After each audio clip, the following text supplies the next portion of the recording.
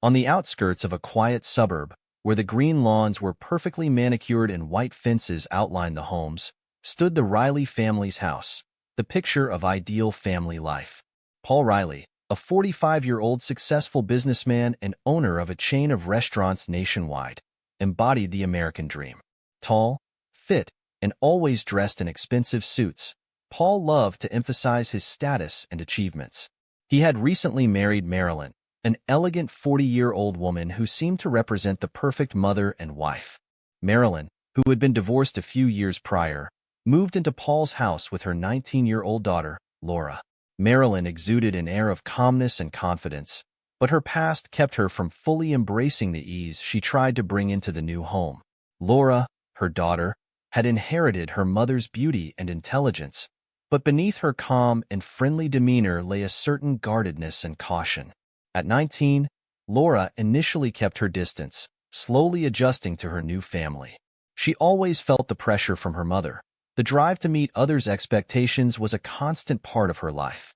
Paul's 22-year-old son, Jack, was practically Laura's complete opposite. He wasn't just older, but also more self-assured. Having graduated with stellar results, he was set on continuing his career in the family business and often spoke proudly of the future. Jack was someone who easily connected with people and was used to being the center of attention. His new role as the older brother seemed like an interesting challenge to him, though there was an underlying tension with Laura from the moment she arrived in the house. At first glance, it seemed like Paul had succeeded in building the perfect family. The house was filled with smiles, and his business success only reinforced the rightness of his decisions. The Riley family appeared prosperous, and everything seemed flawless, especially to the neighbors, who envied their lifestyle. But behind closed doors, deep-seated emotions and tensions were simmering, becoming more apparent as time went on. When Jack and Laura first met, their mutual politeness seemed natural, but over time, subtle signs of discomfort and unease began to emerge. Though Jack was friendly, he projected a certain dominant energy that Laura couldn't ignore. From the very start, there was something strange in their relationship. It seemed like each of them was trying to find their place in this new family, but their attempts to get closer were filled with inner contradictions. Laura occasionally noticed Jack staring at her a bit too intensely, and his gestures often felt too close to her personal space. On the outside, everything looked perfect. The Riley family spent weekends at picnics and attended charity events, where Paul and Marilyn always shone as the happiest couple. But inside their home, the tension was building. Day after day, Jack and Laura crossed paths in the hallways, at family dinners, and with each interaction, it increasingly felt like a hidden struggle for attention and control. To the outside world, Laura and Jack maintained the appearance of normal, if slightly tense, step-siblings. They rarely spoke to each other in public, avoided drawing attention, and gave no reason for gossip. But behind closed doors, their interactions were completely different. Secret encounters, which began as brief, almost accidental moments, quickly grew into something much more significant. At first, it was just innocent conversations. Laura and Jack found unexpected points of connection. Laura shared her doubts about the future, and Jack talked about the pressure from his father to succeed in the family business. These conversations became their secret, a small world of their own, separated from the harsh reality of their new family dynamics. It felt as though they had finally found someone who truly understood them. But their relationship developed too quickly. Soon, their talks were happening behind closed doors, out of sight from Marilyn and Paul. Late-night secret meetings, in the dark corners of the house, the backyard, or even in Jack's car at a distant parking lot. These all became part of their rituals. Their bond was no longer just emotional. With every touch, the boundaries between them blurred further and further. Neither Jack nor Laura could stop. For them, it became not just a way to escape reality, but a form of rebellion against those around them. Laura felt trapped by her mother's pressure, the constant demand to look and behave perfectly. Jack, on the other hand, was weighed down by his father's expectations, who saw him as the heir to his empire. Their connection became an escape, but at some point, that escape turned into a dangerous game with emotions they couldn't control. Both of them fully understood how forbidden their relationship was, and that only made their encounters more enticing. Every time they were together, they were breaking the rules, and that felt thrilling, even if deep down, there was always a lingering sense of guilt. Their mutual attraction grew stronger, evolving into an unhealthy dependence on one another. Laura felt safe only when she was with Jack, and Jack, in turn, became obsessed with controlling her. Over time, their secret meetings took on an even darker tone. They didn't just share personal struggles and support each other. They began to manipulate one another, playing on each other's weaknesses. Jack used Laura to further his ambitions and to exact revenge on his father for controlling his life. Laura, on the other hand, found in Jack a sense of safety she lacked in her relationship with her mother. But as they became more deeply entangled in their relationship, the danger grew. Their bond became toxic, and soon, that toxicity began to destroy everything around them. As Laura and Jack's relationship deepened, the fine line between passion and control started to blur. Jack, with his natural ability to manipulate people, quickly realized how dependent Laura had become on him. He started to exploit her fears and weaknesses to achieve his own goals. Jack was clever and calculating. He knew exactly how to play on Laura's emotions to get what he wanted. At first, it was small things, favors that seemed harmless. He convinced her to help him with various tasks involving his father, supposedly for the greater good. For example, he asked her to gather information on the deals Paul was making, under what pretexts and with which people. Laura, genuinely believing this was a way to support their alliance, dutifully fulfilled Jack's requests. But deep down, she knew this wasn't just about family matters. Jack was using her for his own plans. Day by day, the pressure on Laura intensified. She became more and more entangled in a complex web of manipulation. Jack increasingly began discussing the financial aspects of his father's business with her, hinting that if they teamed up, they could take things to the next level. He skillfully drew Laura into this world, gradually convincing her that she, too, could benefit from the situation. But the deeper she got involved, the more she lost control over her own life. Jack preyed on her fears. He constantly reminded Laura that their relationship had to remain secret, or it would tear their family apart. He painted grim pictures, telling her that Paul and Marilyn would never forgive them, that their lives would be ruined. These words hit Laura's weak spots, and she became more and more obedient to his will, terrified of their relationship being exposed. Jack made her believe they were both trapped, and the only way out was to keep the truth hidden and continue helping him. Over time, Jack began using Laura to further his own ambitions. His demands on her grew. Laura increasingly noticed that her world was shrinking to revolve solely around Jack. She had distanced herself from her mother, stopped socializing with friends, and practically dropped out of school. Her life was now dedicated to meeting Jack's needs and keeping their dangerous secret. With every new demand, Jack became more ruthless. Whenever Laura expressed doubts, he played on her dependence on him, reminding her that she could never handle the consequences if their secret were revealed. "You'll destroy all of us," he'd say when Laura voiced her concerns. At times, he even threatened her, warning that if she spoke up, it would not only be the end of their relationship but the end of her future as well. Jack had become the center of her world, and she had completely lost her sense of self, consumed by the fear of being exposed. She was terrified of losing him and feared that her life without him would be even more ruined than if their secret came out. Jack had convinced her that without him, she was nothing. Day by day, Laura began to feel their relationship was changing. Where Jack had once devoted all his attention and time to her, he now seemed distant and cold. Their meetings became less frequent, and Laura started to notice him spending time with other women, possibly even flirting with them. Jealousy began to grow inside her, turning into obsessive anxiety. The secret bond she once considered special no longer seemed so unique. More and more, Laura found herself asking, what if Jack was looking for something new, leaving her behind with the burden of their secret? One evening, after Jack failed to show up for yet another meeting, Laura decided she couldn't take the uncertainty any longer. She waited for him at their secret spot, a small house outside of town where they'd escaped to be together. The hours dragged on slowly, her anxiety growing with every passing minute. When Jack finally arrived, his face was tense, as if he were wrestling with his own demons. "What's going on?" Laura blurted out as Jack sat down across from her. "You're not the same anymore. You're avoiding me. I can see how you look at other people. Do you think I haven't noticed?" Jack stared back at her, emotionless, his eyes void of any regret or fear. "You're losing it, Laura. There's never been anything serious between us. We knew that from the start." His words hit her like a cold slap to the heart. "You're lying to me." Laura stood up, her voice trembling with rage and hurt. She couldn't keep her feelings bottled up anymore. She let out everything she had been holding in for months. "We can't just end this like it's nothing. You promised. You made me believe that we were special." Then, something unexpected happened.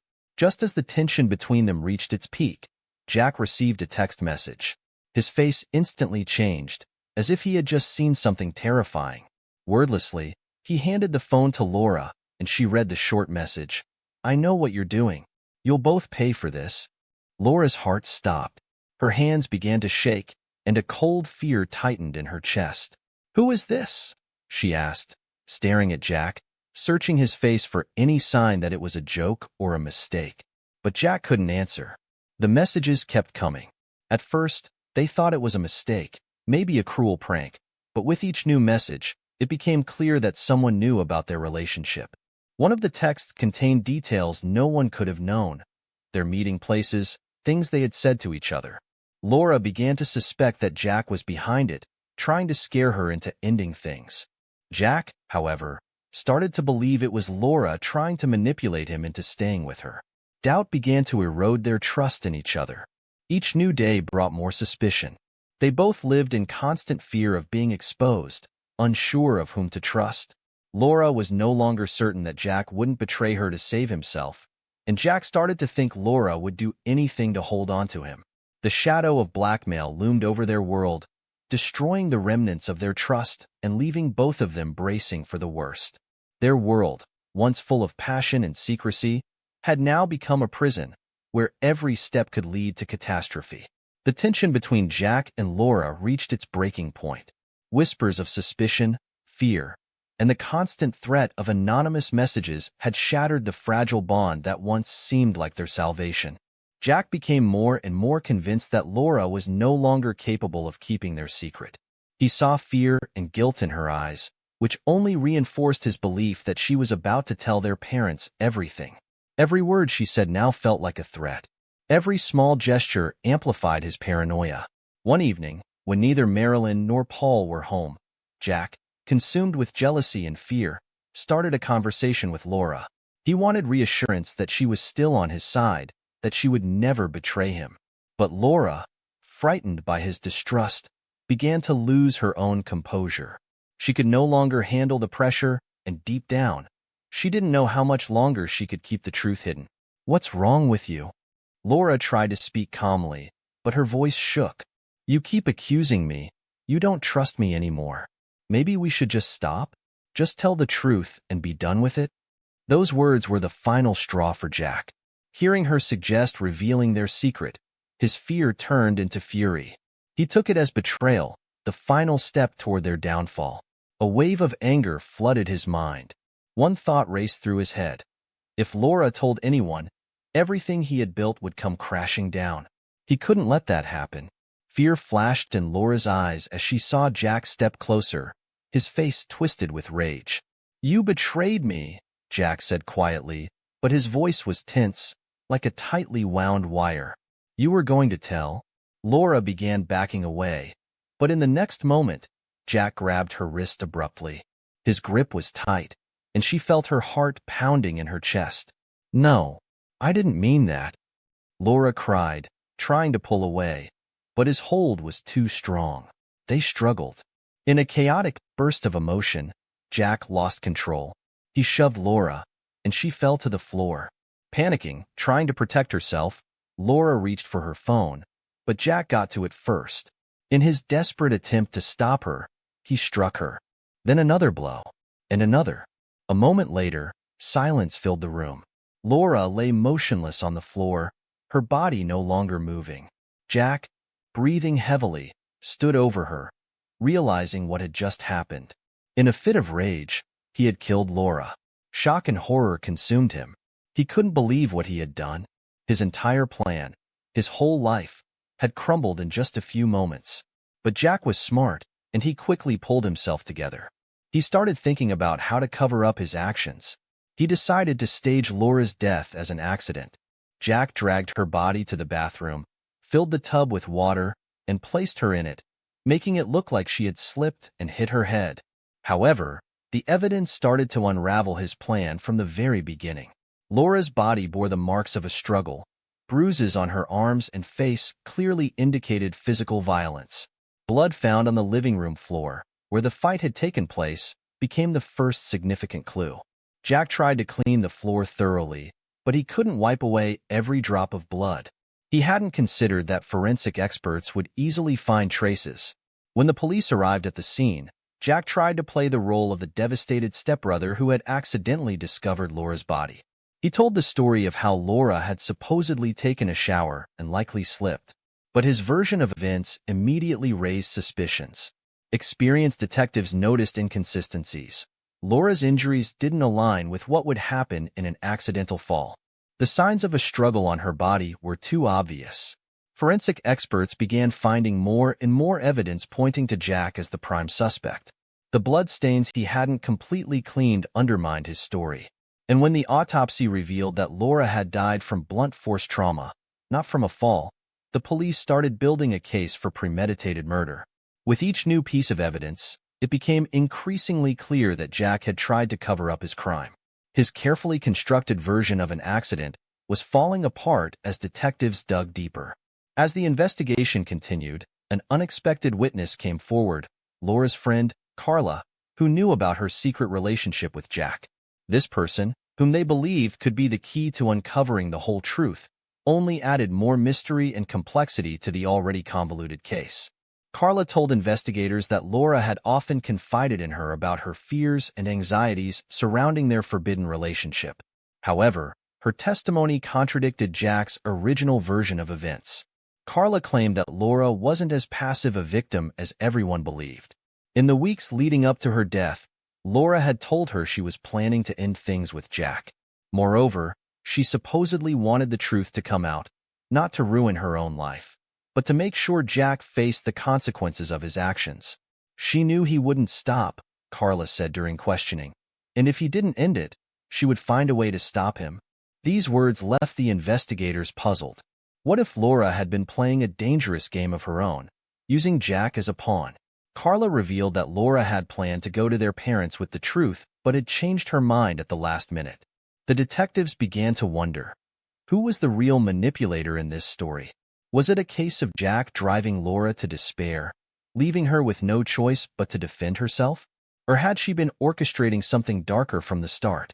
In her diaries, found during a search, investigators uncovered entries that only deepened their doubts. In some entries, Laura expressed outright fear of Jack, but in others, she wrote about controlling people and situations. The key evidence, the signs of a struggle and the blows inflicted on Laura, pointed to Jack as the one who had committed the murder. But the motives and context remained tangled. In one message found on her phone, Laura had sent Jack a cryptic text, "I know how to end this. It's up to us." What did she mean by that? Was she really trying to end their relationship, or were these words a tool to manipulate Jack? Interrogations with Jack, who insisted that Laura was about to betray him, and Carla's testimony only increased the uncertainty about Laura's role as an innocent victim. What if she had been the one pulling the strings, playing on Jack's emotions and provoking him into actions that could lead to a tragedy? When the case went to trial, neither side could agree on who was truly responsible for the events that unfolded. The prosecution argued that Jack, driven by jealousy and fear, had killed Laura in a fit of rage. But the defense attorneys presented a different theory, that Laura had pushed the situation to its breaking point, possibly even provoking Jack as part of her own secret game. The trial, much like the entire case, ended in uncertainty. A verdict was reached, but questions remained. Jack was found guilty of murder, but was he the only one to blame for what had happened? Or, as Carla suggested, had Laura also been part of a complex plan designed to destroy them both?